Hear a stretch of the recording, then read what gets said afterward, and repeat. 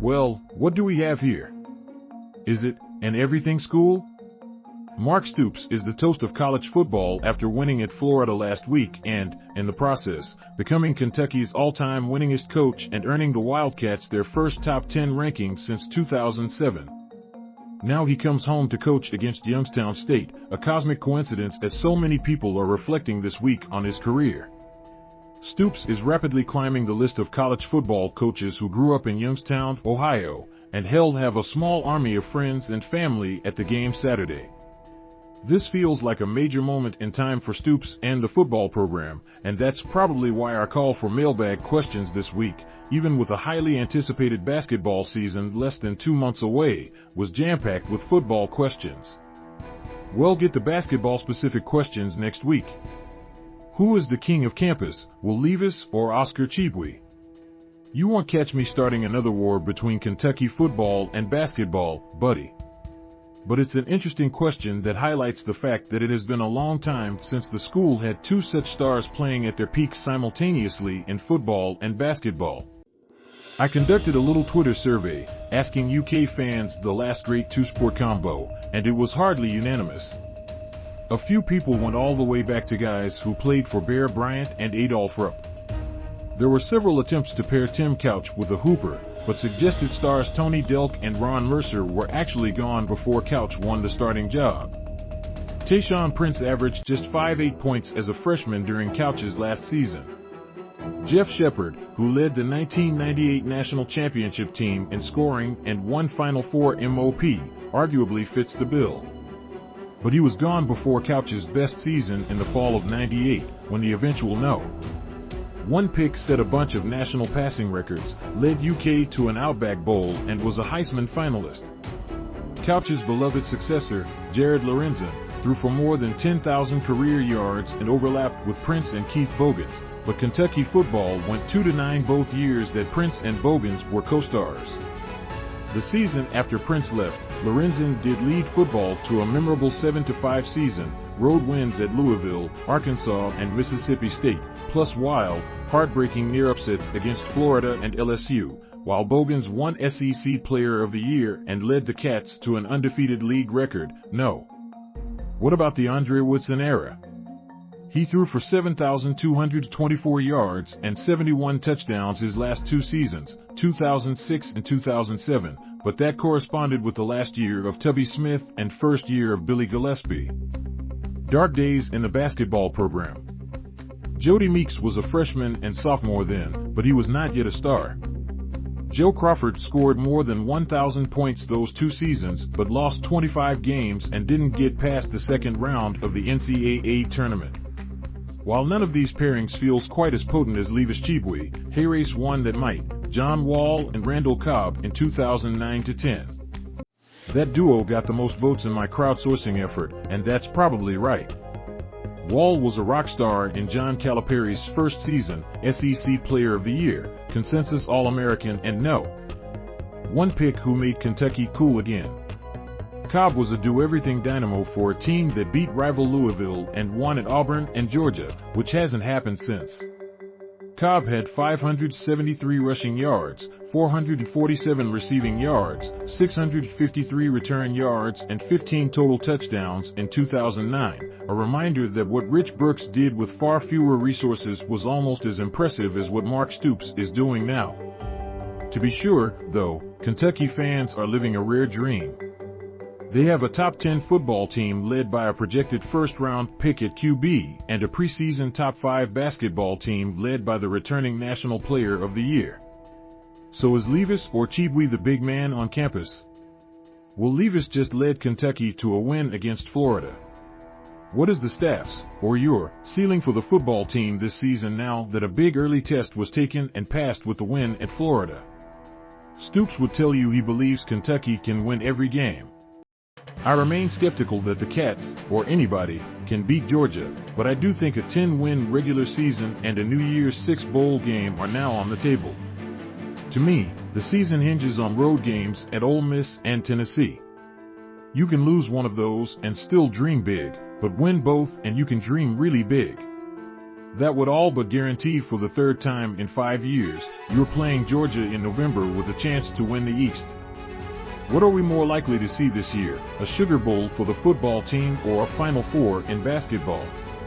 And I can't believe I just wrote that with a straight face. If UK makes the Sugar Bowl, which game are you going to, Sugar Bowl or UK/U of L basketball game? Does 10-2 Kentucky, if losses are Georgia and Tennessee, make a New Year's Six bowl game? Does UK have a realistic shot at going to Atlanta for the SEC championship game this year? Why will Kentucky make the CFB playoff? I'm beginning to detect extreme excitement and optimism about this Kentucky football team. Several fun questions there, but IDs say it still feels more likely basketball gets back to its first Final Four since 2015 than football making its first Sugar Bowl since 1950. That says more about my confidence in the basketball roster, which looks like a well-rounded title contender to me, than any major skepticism about football. I do worry about attrition, though. Stoops has a team that is talented enough at full strength, but are they deep enough to get through 3 road games against ranked opponents and then no? 1 UGA without being battered in the process? Kentucky has 26 former 4- or 5-star recruits on its roster, which is more than ever in the internet rankings era, yet the Cats will face 5 more SEC teams with similar or better on-paper talent. Georgia has 67 blue chippers, Tennessee 26, Ole Miss and South Carolina 24 each, and Mississippi State 23. Now, UK already beat a more talented team on the road. Florida had 46 4- and 5 stars, but that's what makes the league so hard. You gotta do that a half dozen more times to claim your prize.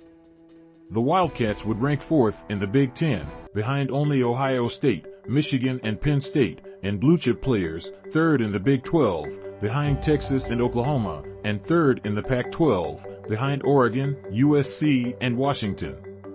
They're tied for 7th in the SEC. That feels like a few too many hurdles to clear still, like trips to the conference championship game or playoff might remain just out of reach for now.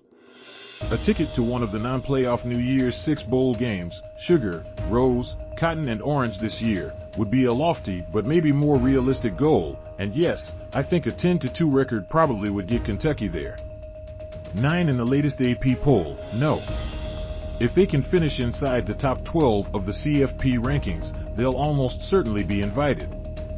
Since 2014, only 5 Power 5 teams who failed to win their conference championship and finished outside the top 12 earned a New York Six invitation, no. 16 Oklahoma State, 10-2, to the Sugar in 2015, no. 14 Auburn, 8-4, to the Sugar in 2016, no. 15 Texas, 9-4, to the Sugar in 2018, no. 24 Virginia, 9-4, to the Orange in 2019 and no. 13 North Carolina, 8-3, to the Orange in 2020. Oh, and what would I cover if Kentucky does make the Sugar Bowl, which is on the same day and same time? Tough question, but probably the basketball game. Because that's my primary gig. Plus, The Athletic has an army of tremendous college football reporters. In that case, I would be sure to find and write some awesome stories about the football team in the days leading up to the game as well. Speaking of which, stay tuned, as I'm working on a couple of big football features at the moment. It'd be quite the conundrum for media who cover the Cats and for fans who would have to make that choice, or go split screen at home. But for Kentucky, that'd be a hell of a great problem to have. Who gets a statue on campus first? Who do you think ends up staying at UK the longest, Cal, Stoops, or Barnhart? You guys think you're sneaky with all of these prompts for me to wade back into the Cal Stoops beef, which, as I understand it, is now pretty well squashed. Hey, race the thing, the next person to get a statue, or permanent monument of some kind, on that campus should be the late John Schlarman. I've said before that I'd like to see a physical big blue wall in honor of the man who built so many great offensive lines at Kentucky and inspired people all over the country with his brave battle against a cruel form of cancer. Hey, race the other thing, there's no Adolph Rupp statue. There's no Bear Bryant statue. None of UK's all-time great basketball players are immortalized in bronze. Hall statue outside the basketball practice facility, and a beautiful, meaningful statue of the 4 black UK football pioneers outside that practice facility. Which is probably a good idea. History tells us that way too many of those things eventually have to come down, because people are flawed, and it's okay to just let the record book reflect their accomplishments. If someone is hell-bent on building statues, though, I'd probably start an area where you put up a handful of the most impactful figures in both the football and basketball program's histories. Both Stoops and Calipari have earned their place in something like that. As for who stays the longest, that's a really tough call. I thought Barnhart would have retired by now, but he's 20 years in and still going. I've wondered, as one of the most respected ADs in the country, whether he might get a call to lead the NCAA. Calipari has said many times that he thought 10 years was the most any mortal man could handle the weight of the UK basketball job, yet he's entering year 14. He has to go 2 more seasons to trigger the clause in his contract that would allow him to retire at any point and collect $1 million a year as an ambassador for the university. Then there's Stoops, who just passed Bear Bryant for the most wins, 61, in program history and has this thing rolling in year 10. He's well on his way to a 7th straight bowl game, of which he's won 4 straight, and we're in here pondering whether UK can get to a Sugar Bowl or better. It wouldn't surprise me to see any of those 3 win the endurance competition, because they've all gone beyond everyone's initial projection, but Stoops feels most likely to be the last man standing. Because he has really built something at Kentucky and made it a much, much better job than the one he inherited almost a decade ago. Barnhart and the university's willingness to invest heavily in the program during that same time period is also a major factor, which is good because Stoops has never been a hotter candidate for other programs in need of a rebuild than he is right now. What are the schools you actually think Stoops would leave Kentucky for? Iowa and Florida State come to mind. Obviously he'd leave for a big name like Ohio State as well. With Stoops' continued success, do you worry that one of the more traditionally rich programs will poach him from UK? At one point, I was more concerned about it, but I truly feel like UK could be a consistent participant in the college playoff when expanded to 12 and have an outside chance of bringing home a national championship. What do you think it will take for Mark Stoops to retire here? It's really interesting to think about what kind of job might be attractive enough to lure Stoops away from a program he's poured a decade of his life into and finally has it knocking on the door of something special just to start over with a new rebuild.